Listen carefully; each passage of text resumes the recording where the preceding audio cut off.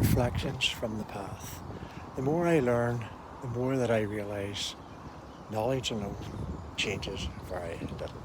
As I look back over this week's reflections, I notice a common thread running through many of them. Knowledge, but not knowledge in the way most people think about it. Most people see knowledge as something to collect. Facts, information, techniques, answers.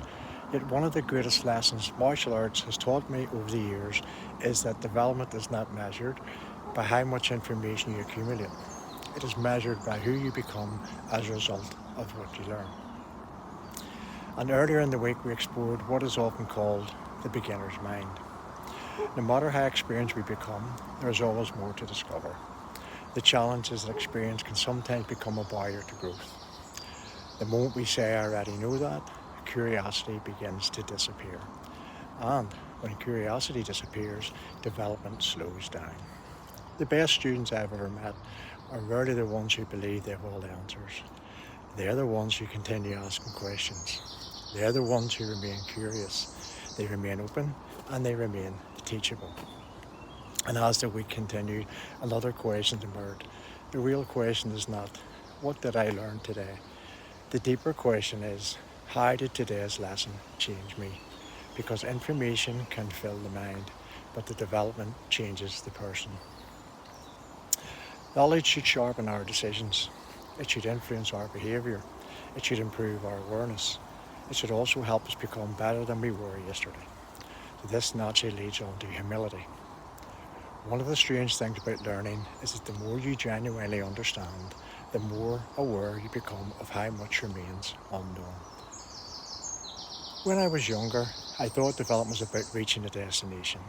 Now I realise there is no destination, there is only the journey.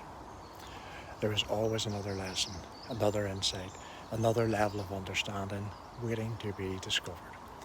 This is why humility and growth are so closely connected. Humility keeps the door open. It reminds us that no matter how far we travel, there is always more road ahead. Towards the end of the week, we reflected on the true purpose of training. Most people begin training to develop skill, and skill is important. But over time, we discover that the greatest lessons often have very little to do with technique. Technique develops discipline. Training develops resilience. Training develops awareness. Training develops character. And sometimes the lesson hidden inside the training session is more valuable than the technique itself. So that brings us to the final reflection of the week, the journey beyond the mat. The longer I've trained, the more I've realised that martial arts was never about martial arts. The lessons learned during training slowly began to influence every area of life. The discipline you build in training follows you home. The resilience you build in training follows you in difficult situations. The awareness you develop in training improves your relationships. And the lessons travel with you long after the session has ended. Perhaps that is the greatest lesson of all. The technique is never the destination. The technique is simply the vehicle. The real purpose of the journey is personal development. The real purpose is growth. The real purpose is becoming a better version of yourself. So as this week comes to an end, I leave you with this question. What lesson have you learned recently that has changed not what you know, but who you are becoming?